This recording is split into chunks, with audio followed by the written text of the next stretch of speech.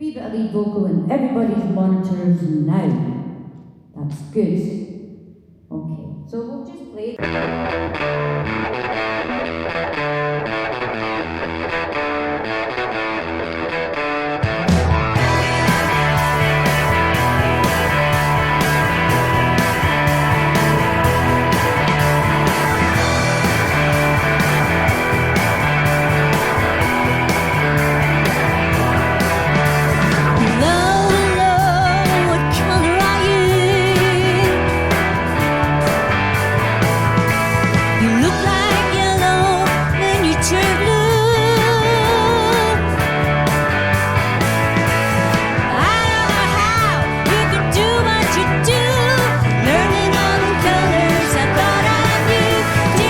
At one point, I think we were a bit concerned if we had the gig in the museum, some objects might have moved out of place, which is probably real rock and roll.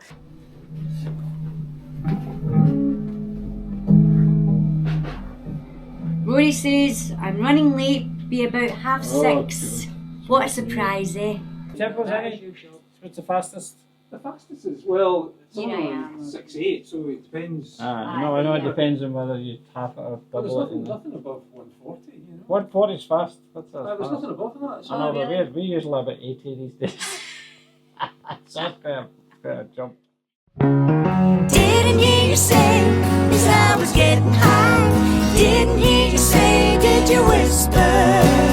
Didn't hear you say, didn't hear you say goodbye. Hey Joe, do you have to go? I'd like to talk to you. Can we talk this through? Didn't hear you say, as I was getting high. Didn't hear you say, did you whisper? Didn't hear you say goodbye. Better to pick a rose than watch it die. It'll make you cry, tears in my eyes. Didn't hear you say, as I was getting high. Didn't hear you say, did you whisper? Didn't hear you say goodbye.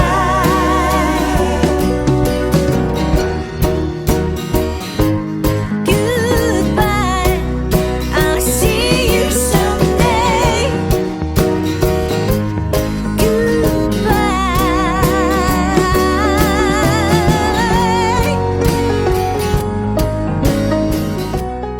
I think it's been really nice for people to remember what venues and what the music scene was like here. Today, the music scene in North Lanarkshire is not as big and vibrant as it used to be. A lot of the venues that we talked about in the exhibition are now closed. So, we're talking things like the Crown Hotel, the Heathery Bar, Club de France in Coatbridge. These are gone. So Hatton Rig Hotel as well. So there was a lot of kind of nostalgia, I think, for that time. But also just kind of, I think what's important about this exhibition for people locally from North Lanarkshire, it's showing how you can make it big, you can make art, you can make music in a local place, in a town that's outside of a bigger hub like Glasgow or Edinburgh, for example. So I think it's about the community, it's about the scene, and it's also about being proud of where you're from. That bands like, Thrum, Teenage Fan Club, BMX Bandits, they went off and did, huge international things, but they always bring it back to where they're from, North Lanarkshire. And I think there was that, we wanted to kind of get that sense of local community and local pride in the exhibition, and I hope that came through. Boy, if only we sort of kind of took it all in and realised how significant it all was back then. But when you're young and stupid, you just, not stupid, but when you're, been there somewhere. you just think it's always going to be around, don't you? Let's give it up for Thrum. All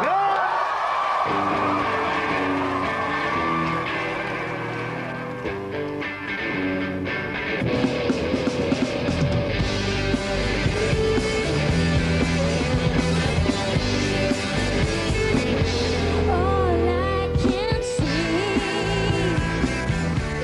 we never write songs. The other songs are they are written from life. You know, they are about our life generally, or our family, people around us, friends. You know, they're not fantasy stories. You know. Yeah, they're not made up. So that goes for all the songs on Rifferama as well. So they do mean something to us, you know. They might not. So you can't change them from that point of view, but you might have been able to say it in a better way, say the same thing in a much better way now, maturity.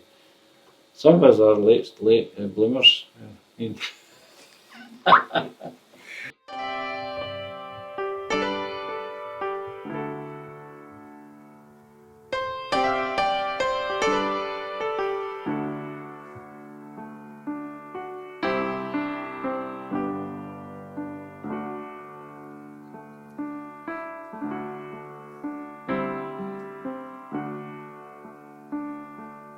Tried for so long to change things.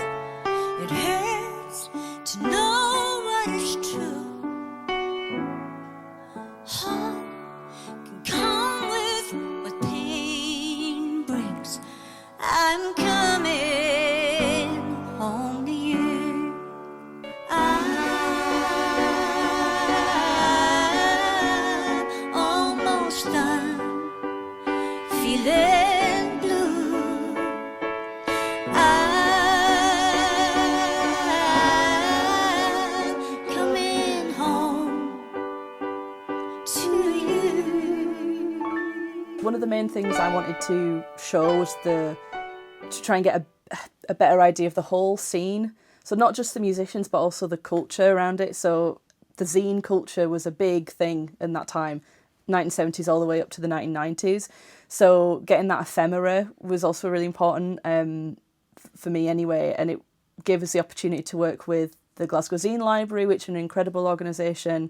So yeah, it was a lot of us running around going like, please give us some things for the exhibition. And thankfully everyone was so generous with their time and their personal objects, sometimes their instruments, but also their memories as well. As I'd said, we did a lot of interviews, recorded interviews, and you know, you're asking people to remember what it was like when they were younger. And as I said, they were so generous with sharing those stories, how these bands got started. And sometimes, you know, it was a difficult time. The area in this period, there was a lot of unemployment, Ravenscraig had closed, things like that. But I think it was a nice way to get that reflective element of what it was like to start making music from North Lanarkshire around this time when there was this upheaval in the community. To receive a phone call from Rosie was fantastic. So yeah, delighted, really Yeah. delighted. looking through all of this, I mean, and there's countless, articles about how we were the next big thing, and some great reviews, and the live reviews are always incredible. It did, we really did make a mark there, So it's nice to be finally recognised in the form of this exhibition. But this is particularly joyous to see my guitar in a glass case like Jimi Hendrix's guitar in the Hard Rock Cafe, whatever. It's been a total buzz. And I'm sorry it wasn't somebody else's guitar, but they picked me, and I ain't backing away from it.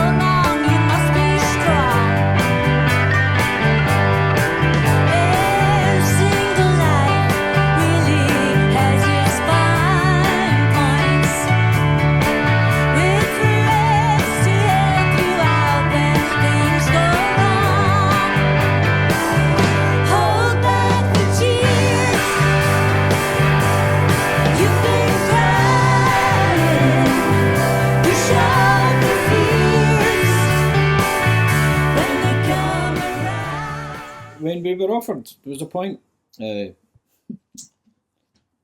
Andrew Luke Oldham, you might be familiar with the name, who obviously managed the Rolling Stones and had Immediate Records, and he came to our gig in the Marquee and approached us, and he wanted to sign us, and he offered us, I think it was like, I can't remember, it was £500,000 or £250,000 on a 5-year record deal.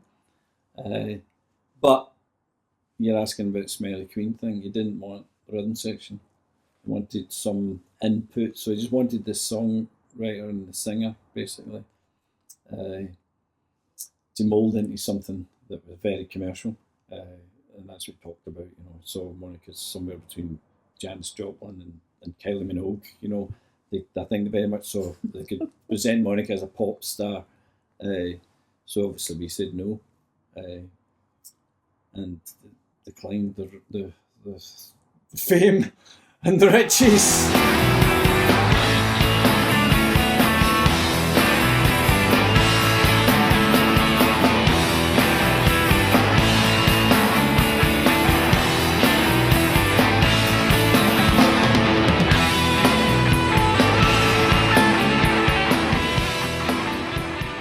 Get the guitars plugged in, get the live performance, don't labour it too much, just get it recorded, and and it was all very, very quick, because I think we were in San Francisco for about, what was it, 3 weeks? 3 weeks, but we spent half of that time in the pub basically, certainly out and about in San Francisco, exploring, partying,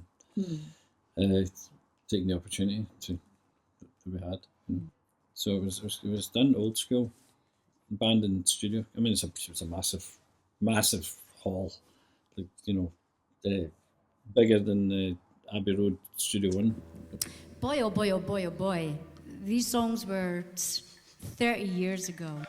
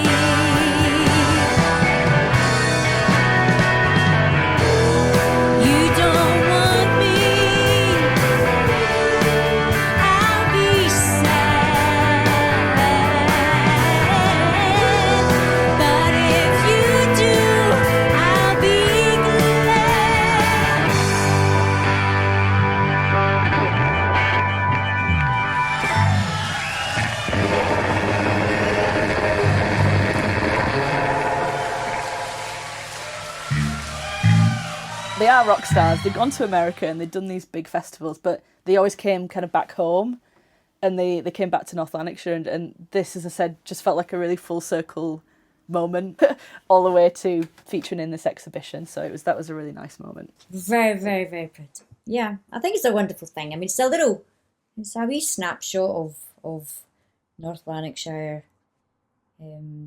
creatives.